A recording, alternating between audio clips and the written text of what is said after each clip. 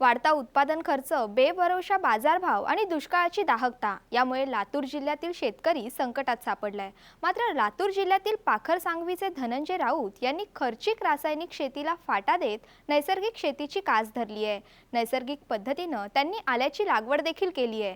दुष्काळात केवळ 20,000 रुपयांच्या खर्चात त्यांना 2.5 एकरांच्या आलं पिकापासून किमान 9 लाख रुपयांचं उत्पादन मिळणार आहे।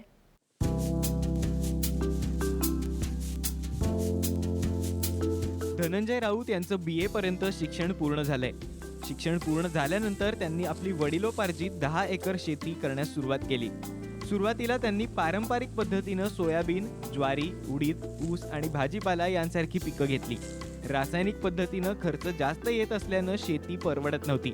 त्यामुळे त्यांनी 2014 साली पुणे येथे सुभाष पाळेकर यांचं नैसर्गिक शेतीचं शिबिर केलं।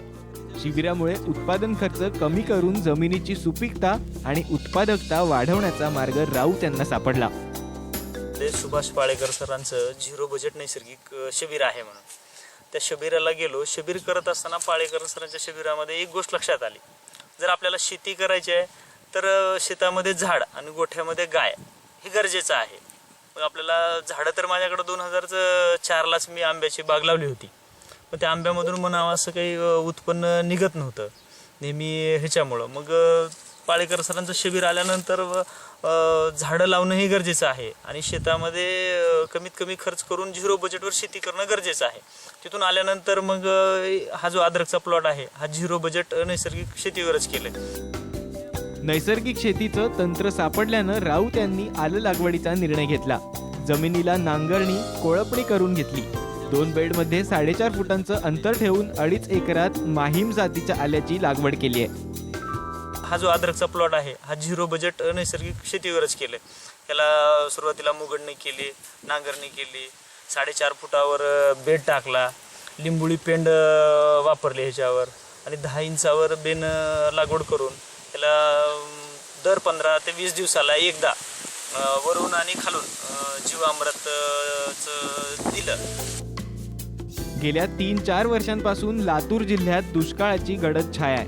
धनंजय यांच्याकडे 3 बोरवेल आणि 3 विहिरी आहेत। केवळ 1 विहिरीस पाणी उपलब्ध आहे। आल्याला पाणी देण्यासाठी ठिबकचा वापर करण्यात आलाय। तसंच जीवामृतही ठिबकमधून देण्यात येतं। जीवामृत तयार करण्यासाठी मी 200 लिटर पाणी, त्याच्यामध्ये 1 किलो गूळ, 1 किलो डाळीचं पीठ, 20 लिटर देशी गाईचं गोमूत्र आणि 20 किलो शेण घ्यायचं।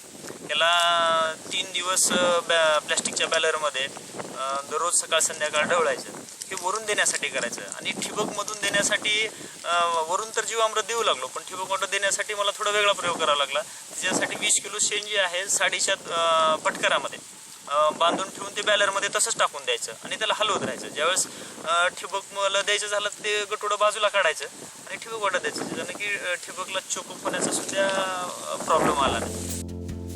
जीवामृताच्या वापरामुळे जमीन भुसभुशीत होऊन गांडुळांची संख्या वाढली आहे। जीवामृतामुळे आल्याची वाढ चांगली झाली आहे। तसंच आल्यावर रोग आणि किडींचा प्रादुर्भाव होऊ नये यासाठी ब्रह्मास्त्राचा वापर केलाय। कीटक व्यवस्थापनासाठी अडचणी येऊ नयेत म्हणून आपण हे ब्रह्मास्त्र बनवलं। 10 प्रकारच्या वेगवेगळ्या झाडाचे पाले गोळा केले, पुन्हा त्याच्यामध्ये तंबाखू, अद्रक, 1 किलो अद्रक घेतली, मिरे टाकले, याला कुटी मशीनमधून ह्या पाल्याचे तुकडे काढले ह्याचे आणि 20 लिटर 200 लिटरच्या प्लॅस्टिक बॅलरमध्ये ह्याला एक 40 दिवस भिजू घातलं। अद्रकमध्ये काय झालं, पानाला कट करायचं, काहीतरी एक किडायचं आणि अर्ध कट करायचं। त्याच्यासाठी ब्रह्मास्त्र चांगल्या पद्धतीने काम केलं आणि त्याच्यानं माझं बाकी जे पेस्टिसाईडचा जे खर्च आहे, फवारणीचा खर्च आहे, तो 100% वाचला। गेल्या वर्षी रासायनिक पद्धतीतून त्यांना आल्याचं 9.5 टन उत्पादन मिळालं। यावर्षी नैसर्गिक पद्धतीमुळे 24 टन उत्पादन मिळणार आहे। 4,000 रुपयांप्रमाणे त्यांचा खर्च वजा जाता किमान 9 लाख रुपयांचा नफा मिळणार आहे।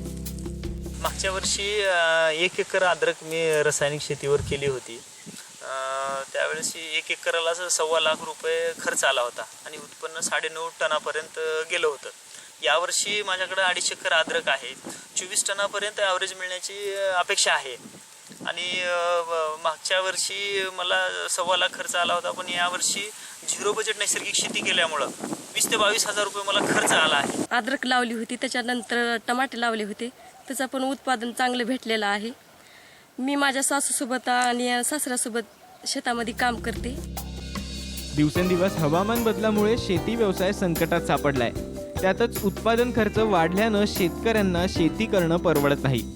त्यामुळे धनंजय राऊत यांच्याप्रमाणे नैसर्गिक पद्धतीनं शेतीचं नियोजन केल्यास दुष्काळी परिस्थितीत पाण्याचा योग्य वापर करून चांगलं उत्पन्न मिळवता येईल.